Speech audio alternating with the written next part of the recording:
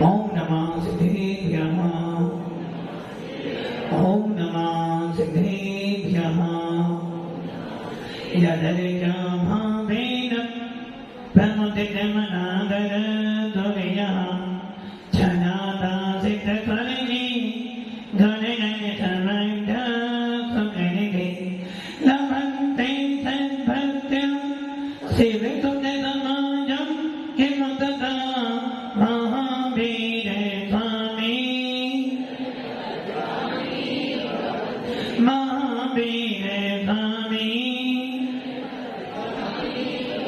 महावीर स्वामी नयन प्रतिगामी भवतु मे गुरुमहाब्रह्मनित्यं ज्ञान दर्शनायिका चारित्राणां मेरा मोक्ष मार्ग देशिका पंच प्रवृत्ति भगवान की एकनाथ भगवान की अंतिम सत्यप्रति भगवान महावीर स्वामी की आचार्य श्री कुंद भगवंत की आचार्य श्री विमल सागर जी महाराज की आचार्य गुरुदेव सरस्वती सागर जी महाराज की 3 करोड़ मणि राजों की द्वादशांजन मणि माता की बोले वात्सल्य मूर्ति दिव्य तुलसी आचार्यों की राष्ट्रसंत आचार्य 108 श्री सुंदर सागर जी गुरुदेव की गुरुदेव की गुरुदेव की मार्ग से नेतारम भेदारम गर्भोदम यक्तारम विषतत्वाना बंदे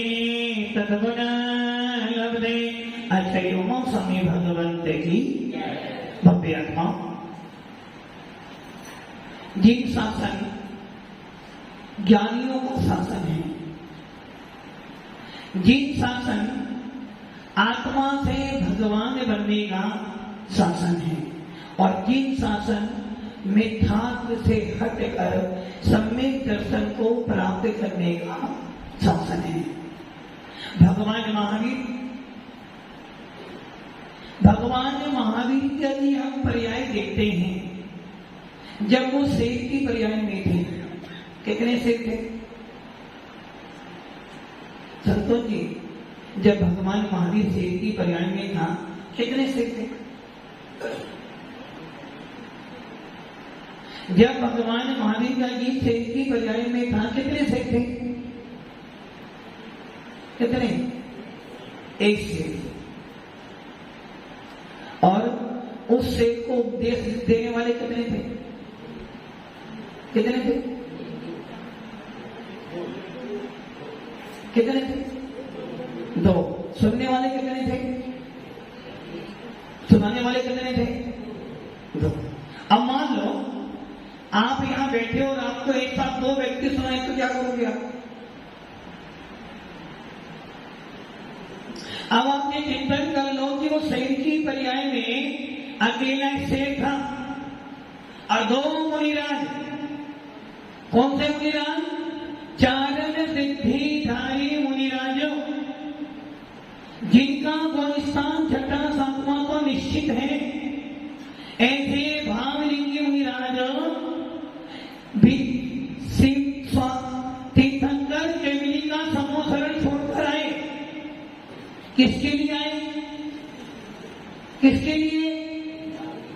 उस शेर के जीव को संबोधन देने के लिए 2 मुनिराज तीर्थंकर की वाणी को छोड़कर, जमिनी की वाणी को छोड़कर, अपनी आत्मा के कल्याण को छोड़कर उस महावीर के जीव को 2 मुनिराज धर्मोपदेश देने के लिए आए। और जब उनको उपदेश देने के लिए आए तब वो शेर क्या कर रहा था? हिंसा कर रहा था। और मान लो आज विक्की भैया को हम कहेंगे, विक्की भैया इस कुत्ते को आपको उपदेश देना है, तो वो क्या कहेंगे?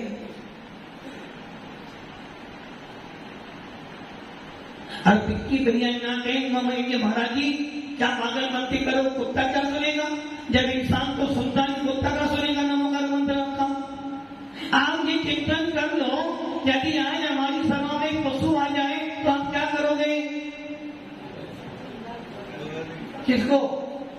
उसको। और मान लो शेर बैठा हो तो तुम भाग जाओगे। बात मतलब कि कमजोर व्यक्ति आ जाए तो उसे भगा देंगे,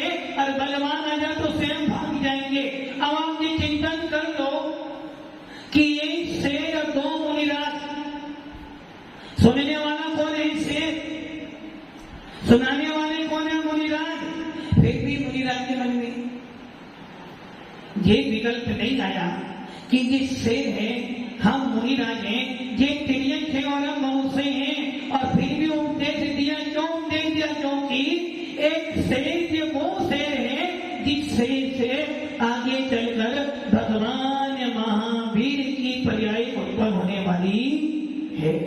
आपके मन में विकल्प आना चाहिए, आपके मन में विकल्प आना चाहिए। कितने त्यागी भक्ति बैठे यहाँ पे मंच पर, कपड़े वाले, बिना कपड़े वाले, उनके मन में विकल्प आना चाहिए कि वो शेर था, दो मुनिराजों ने शेर को उपदेश सुनाया और हम लोग इन जीवों को बार बार उपदेश सुनाते हैं, फिर भी कोई परिवर्तन। आखिर इनको सुनने का फायदा क्या है? शेर जी, आपको उपदेश सुनाने का फायदा क्या है? हम अपना 1 घंटा खराब क्यों करें आपके पीछे? और 1 घंटा नहीं, 1.5 घंटा खराब करते हैं, 8:30 से 10 तक। आज उस 1.5 घंटा खराब करने से भी क्या मिला? उस शेर को सुनाया, वो तो महावीर बन गया, किंतु आपको सुनाने से फायदा क्या होगा? हाँ सिंह जी, नींद आ रही है, ऐसा ही होता है। मेरा सवाल त्यागी व्यक्तियों से भी है, रावणों से भी, बार बार महाराज के पास क्यों उपदेश सुनने जाना? जो कल सुना था वही आज सुनाएंगे, जो उस महाराज जी ने सुनाया था वही ये महाराज सुनाएंगे। बार बार उपदेश क्यों सुनना? क्या करें? वो कह रहे जब जागे तो,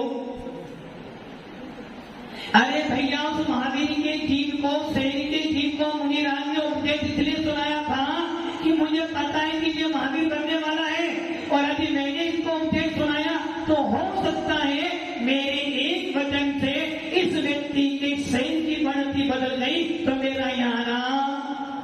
वैसे ही मुनिराज त्यागी व्यक्ति बार बार आपको क्यों समझा रहे हैं? उन्हें कोई लालच, उन्हें क्या मिलेगा? 6 डाला जब पढ़तो में छंद आता है, कहीं सीख गुरु। संतोष जी पढ़ी थी ना, पवन जी पढ़ी, कहीं सीख गुरु करुणा, ये गुरु करुणा करके, दया करके, अनुग्रह कर कर आपको धर्म का उपदेश देते हैं ताकि इस आत्मा पे कोई संस्कार तो पड़े। इस आत्मा पर अनादि काल से किसके संस्कार पड़े हैं? जानिए, खुद को स्वामी बार बार कह रहे, इस आत्मा पर काम, भोग और बंद की कथा तूने अनादि काल से सुनी है, और वही संस्कार तेरे बार बार उदय में आते हैं। धर्म की बात सुनता है तो मन भरता है, धर्म की बात सुनता है तो मन नहीं लगता है, विषय कथाओं की बात करते तो मन राजी होता है, खाने पीने की बात करते तो मन में भाव आते हैं, और अधित्याग की बात करते हैं तो मन, असुर की मन दुखी होता है ना। घर त्याग करने की बात बोलते तो संतोष की घर त्याग कर दो, मुश्किल है, छोड़ सकता है, मुश्किल है ना, बस दुकान त्याग कर दो। मतलब कि आपको धर्म की बात सुनने में तो अच्छा लगता है, धर्म की चर्चा करना तो अच्छा लगता है, किंतु धर्म को धारण करना अच्छा। एक त्यागी व्यक्ति अपना घर परिवार छोड़कर आया, एक त्यागी व्यक्ति अपना घर परिवार छोड़कर आया, एक साधक अपने सारा परिवार छोड़कर मोक्ष मार्ग पर आया है। किस लिए आया है? कीर्ति जी किस लिए आया है? कितना आपका कल्याण करने के लिए पाया है ना। आपने महाराज के दर्शन करने गए, राजू जी आपने 3 बार नमस्कार किया, महाराज ने आपको आशीर्वाद दिया, आपके मन में भाव क्या आएंगे?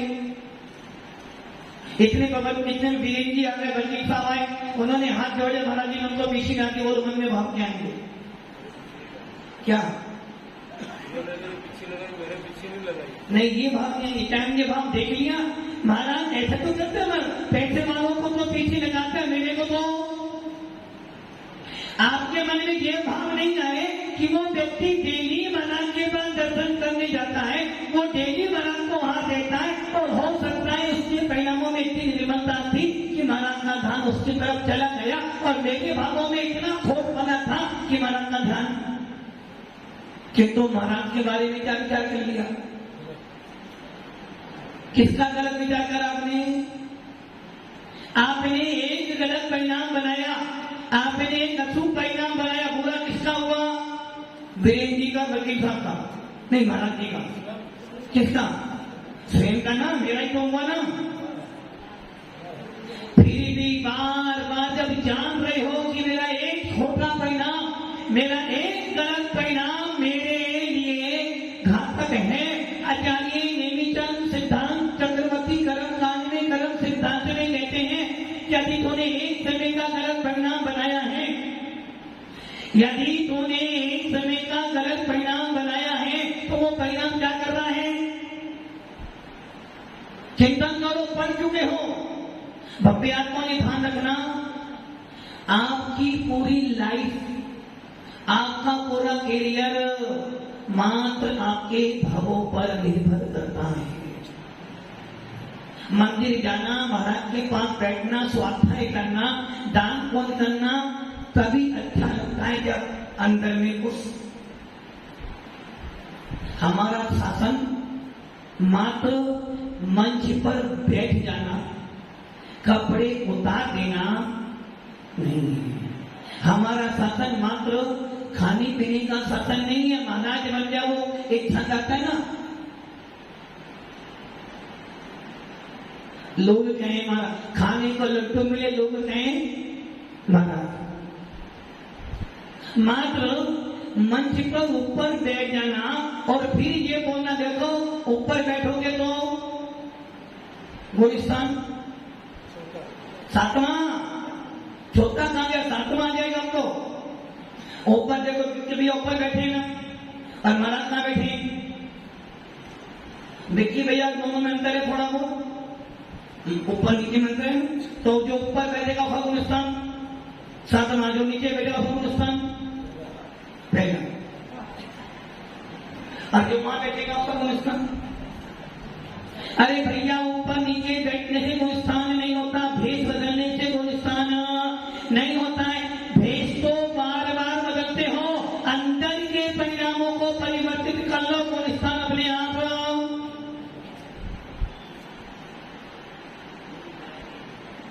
वो भैया अपनी बात बता रही है, क्या कह रहे हैं? गोलिस्तान कपड़ों से नहीं है, गोलिस्तान कपड़े उतार देने से नहीं है, गोलिस्तान ऊपर नीचे बैठने से नहीं है, गोलिस्तान खाने पीने से नहीं है, गोलिस्तान त्याग करने से नहीं है, गोलिस्तान तो भावों से। यदि तेरे भाव निर्मल है तो तेरा गोलिस्तान बढ़ेगा, यदि तेरे भाव अच्छे हैं तो तेरी पर्याय बदलेगी, यदि तेरे भाव निर्मल है तो तेरे में परिवर्तन आएगा। और अभी भाव खराब है तो, भाव खराब है तो कुछ नहीं होगा। मंदिर में कब जाना? जब भाव सही है ना, जोर से बोलो ना। यदि भाव खराब है तो मंदिर में क्या फायदा होगा? आपके भाव खराब हैं और एक दीदी मंदिर में तेरी पूजा करने जाओ, दीदी मंदिर में पूजा कर रही थी, महाराज जी ने कुछ शब्द बोल दिए, दीदी पूजा कर रही थी दीदी, और माता जी ने कोई शब्द बोल दिए, अब दीदी के भाव कैसे बन गए?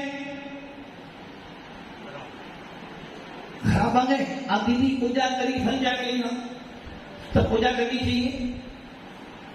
राजू जी के परिणाम बहुत खराब है, यदि स्वाध्याय करोगे तो क्या हो जाएगा? खराब हो, मन लगेगा ही नहीं। यदि भाव अच्छे हैं तो मंदिर जाना सार्थक है, भाव खराब है तो मंदिर जाना सार्थक सेठी सही है ना। यदि परिणाम खराब हो, खाना खाने बैठ भी जाओ, क्या फल मिलेगा? क्या फल, सबको तो क्या फल मिलेगा? खाना तो खाओ ही नहीं, पेट तो भरेगी, मन नहीं भरेगा। दुकान पे नहीं जाना, आजादी करनी है। मम्मी ने, दादी ने, पत्नी जबरदस्ती दुकान भेजा, बोलो क्या करोगे? दुकान पर बैठकर भी मन नहीं देगा, कसाई करोगे, घराई क्यों आएगा ना, उससे लड़ाई कर लोगे। देख मेरा दिमाग खराब है, छेड़ना नहीं मेरे को, ये बोलोगे ना। उसी प्रकार तुम्हारे भाव खराब है तो मंत्री जाके क्या मिलेगा आपको?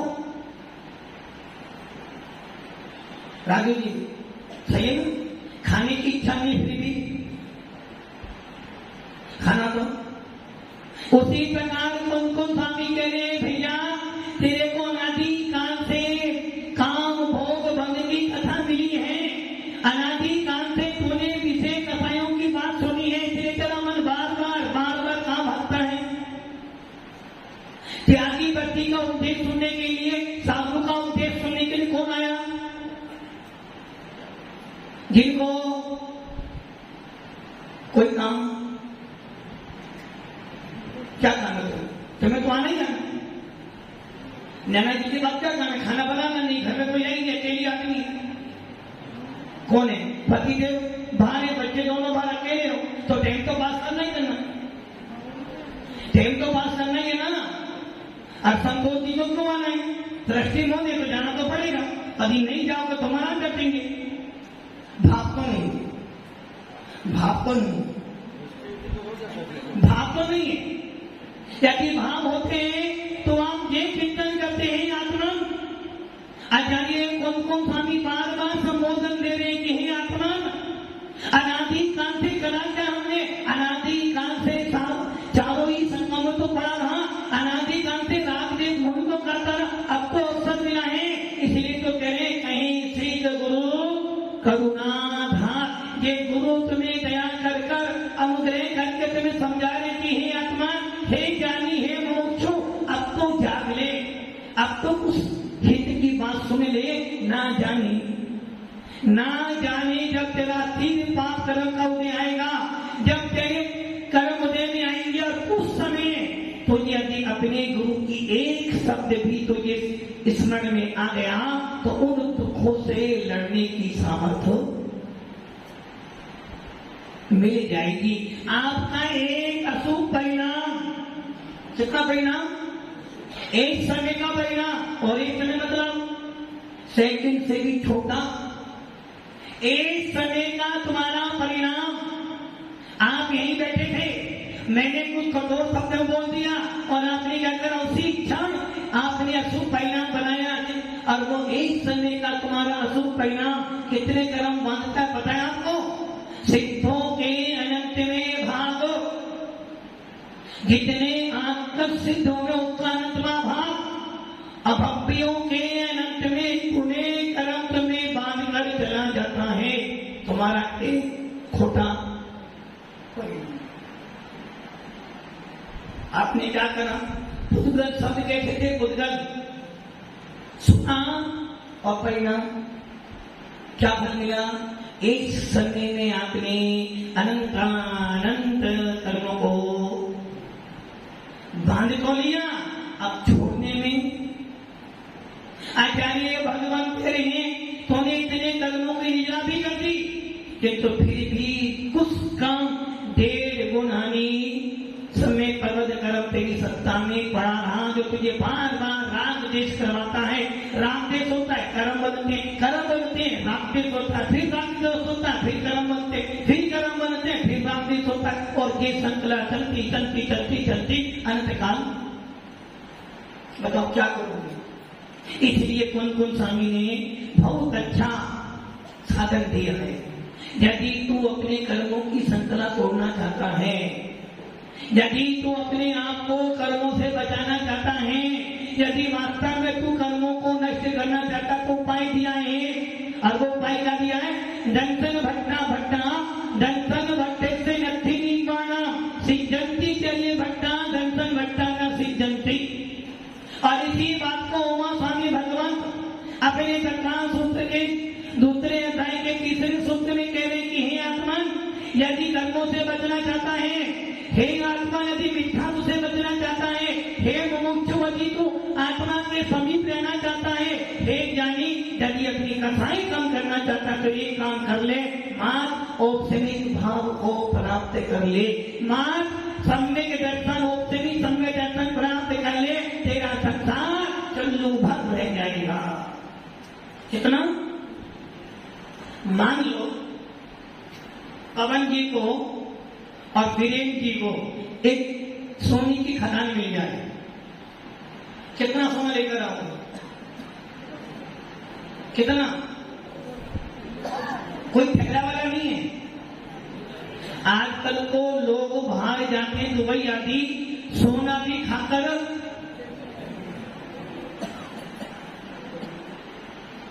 आवाम जी चिंतन करो कि एक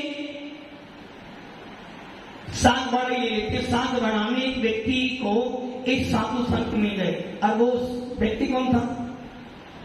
संतोषी जी, संतोष जी। उनको व्यक्ति ने साधु संत मिले, बोले क्या जा रहे हो? भाई मुझे उस मिल जाए तो अच्छी बात है। उस साधु संत ने बोला ये पारसमणि है। क्या है? क्या करते पारसमणि? किसको? सोने को सोना बनाती है। पारसमणि जिससे भी लोहे को सोना बनाती है। उस साधु ने कहती ये पारसमणि ले जा, सिर्फ 3 दिन के लिए है। 3 दिन में तू इस्तेमाल कर ले, चौथे दिन ये पारसमणि काम करने वाली नहीं होगी। 3 दिन के तू ले जा। बोलो क्या करो? क्या करो? गोदाम में नहीं जाएंगे, गोदाम में सोना ही सोना। सबसे पहले जाएंगे उदयपुर, सबसे पहले जाएंगे जयपुर, और फिर जाएंगे पूरे राजस्थान का धोआ जमा करेंगे। और किसी ने बोल दी भैया इतना लो, एक गाड़ी लोहे की ओर पहुंच लिया, और करते करते तीनों दिन लोहा जमा करने में खर्च कर दी। और चौथा दिन आने वाला था, 1 घंटा शेष था। उन्होंने उठाए थे आपको स्नान करने, और जैसे वो पारसमणि उठाई, लोहे पे लगाई गई तो वो लोहा सारा जंग लगा हुआ था। बोलो क्या हो गया? 3 दिन पूरे हो गए पारसमणि। वैसे ही ये सम्मी के दर्शन के जिन शासन आपको बिना है चिंतामणि रतन को स्पर्श करने पर लोहे को सोना बनाती है, किंतु ये सम्य दर्शन को चेतन भगवान आत्मा को परमात्मा बना देता है, यदि आपको उसके प्रति लगाव हो जाए। एक बार अपनी आत्मा के प्रति लगाव हो जाए, एक बार अपनी आत्मा में रुचि हो जाए, एक बार अपनी आत्मा के वेदन का अनुभव आ जाए, उसके सामने सारा विश्व का सोना भी फीका पड़ता है। आप चिंता करो, देखो ना आपके घर में पति भी है, मम्मी भी है, पापा भी है, बच्चे भी हैं, पोता भी है, खाने के साधन है, देखने के साधन है, बात करने के साधन, सब चीजें साधु के पास, साधु के पास में खाने के लिए क्या करें? कितनी जल्दी बोले तो एक टाइम, और तुम्हारे लिए साधु के लिए एक टाइम, वो भी किसके आधार पर है? वो भी आपके ऊपर निर्भर करता है। आप दोगे तो साधु। आज तक किसी भी साधु ने, हिंदुस्तान के किसी भी दिगंबर साधु ने ऐसा नहीं किया और सोते में गए अपने हाथ उठा के खाया हो। जो आपने दिया, अच्छा दिया तो भी खाया, बुरा दिया तो भी खाया, ठंडा दिया तो भी खाया, गरम दिया तो भी खाया, नमक वाला दिया तो भी खाया, और मिर्ची वाला दिया तो, और नहीं खाए तो नहीं आए तो रोना धोना भी किया, फिर भी महाराज ने कुछ नहीं बोला। आपने जैसा ठहरने की व्यवस्था दी वैसे ठहरे। आप अपने घर चले गए, महाराज ने क्या किया? उनके पास कोई भी नहीं, फिर भी वो मुनिराज के पास में समय कब निकल जाता है पता नहीं चलता। और आपके घर में सब कुछ होने के बाद भी महाराज समय नहीं करता। और मुनिराज के पास कुछ भी नहीं है, फिर भी समय कहाँ चला जाता है पता। जितने ही त्यागी भट्टी बैठते इनसे पूछो, सवेरे 4 बजे से लेकर रात के 10 बजे तक वो लगे रहते हैं। फिर पूछते भी महाराज समय जल्दी जल्दी बीता, कुछ काम ही नहीं कर पाए। सवेरे 4 बजे से लेकर शाम रात के 10 बजे तक लगे रहते हैं। फिर पूछो कुछ काम किया? अरे महाराज क्या हुआ? कुछ भी पढ़ाई नहीं, क्या करा? समय काम यार पता ही नहीं चला। जबकि पास में मम्मी भी जी नहीं है, पापा भी नहीं है, पापा भी नहीं, मम्मी नहीं है, बच्चे भी कोई नहीं है। मात्र क्या है?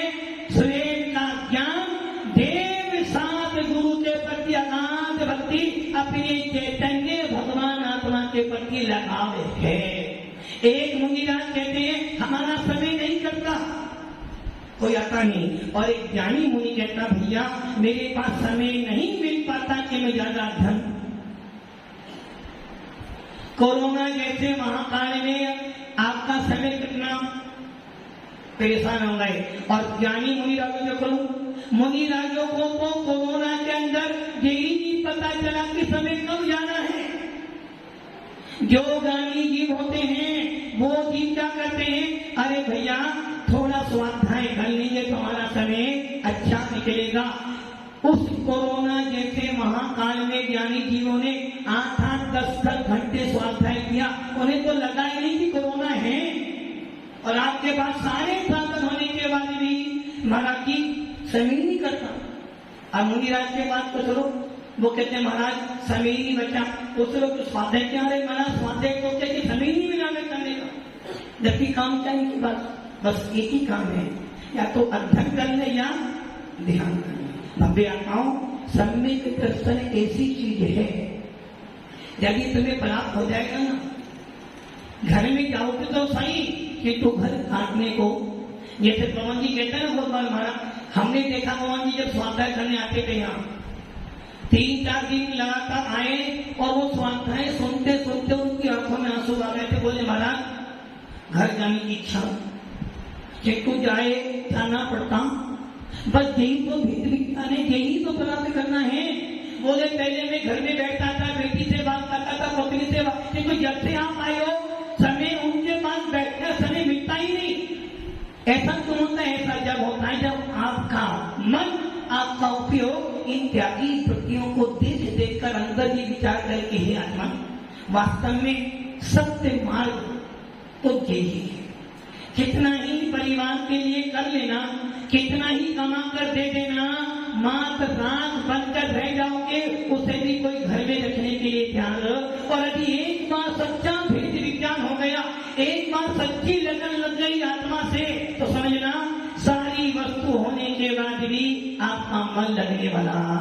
इसलिए जैन शासन ऊपर नीचे बैठने का नहीं है, जैन शासन तो आत्मा में उतरने का शासन है। और जो आत्मा में उतरना चाहता है, जो आत्मा को जानना चाहता, उपाय बस एक है कि सम्यक दर्शन प्राप्त कर ले, तेरी लाइफ अपने आप सेट हो जाएगी।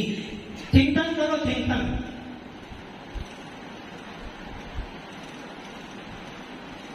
एक कहावत है,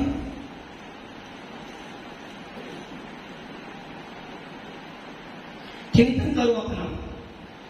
इतना सदा काम करते हैं सवेरे से लेकर किसकी परिवार की, झूठ नहीं हो रहा कि किसके लिए कर तो सारा काम, सारी मेहनत किसके लिए करते जाना, कोई भी नहीं है। कौन है? कौन है? दुकान है? कौन है तुम्हारा? इतनी सारी मेहनत किसके लिए कर रही हो? हाँ, परिवार के लिए। इतनी सारी मेहनत किसके लिए कर रहे हो? आदि इतने से आदि मेहनत थी कि इस आत्मा के लिए करो तो इतनी मेहनत आप कर रहे हो किसके? परिवार के लिए। कितना ही कर लेना वकील साहब, अंत में यही होने वाला है। पापा ने क्या करो मेरे लिए? पापा आपने अपना काम पूरा कर दिया, हमारे ऊपर थोपना नहीं। संतोष जी किसके लिए कर रहे हो? झूठ बोल रहे हो, अपने लिए कर रहे हो। आप ये जानते हो कि मैं घर में काम नहीं करूं तो जिन लोग मेरा सम्मान नहीं करेंगे, ना तो मरता है ना कुछ करता है, वो सब यही होगा ना। 2 दिन काम पर मत जाओ, 15 दिन दुकान पर मत जाओगे। सुनते हो बेटा 15 दिन से काम करना चलेगा, कुछ बोलेगा जाओ, बेटा बोले इससे पहले काम करने चले जाओ, मुफ्त की रोटी मत खाओ।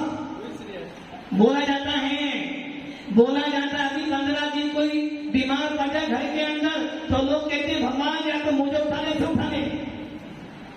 जितनी मेहनत, जितना पुरुषार्थ, जितनी लगन से आप घर के लिए काम करते हो, उसमें यदि आधी मेहनत, आधा पुरुषार्थ अपनी आत्मा के लिए कर लो तो वो आनंद आएगा कि उस आनंद के सामने 3 लोग की संपदा भी सेठ जी पापा बसिया दे जाएंगे तुम्हें सेठ पद। इस सेठ पद को पाकर सेठों वाला काम करो। तक पत्थर माता जी ने भी बोला था ना, गधा मजदूरी मत करो। सीए बन गए हो, जेंट सीए इंजीनियर बनने के बाद क्या कर रहे हो?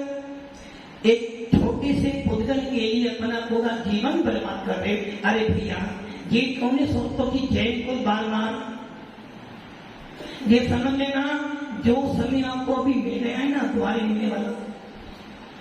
आप ये सोचो कि मैं महाराज को द्वारे ले आऊं, महाराज द्वारे आ भी जाए किंतु जो विशुद्धि अब बढ़ सकती है आगे बनने वाली, इसलिए भव्य आत्माओं ये धर्म मिला है, अच्छी आत्मा मिली है। अपनी आत्मा को सोना बनाओ, इस पुस्तक के पीछे मत भागो।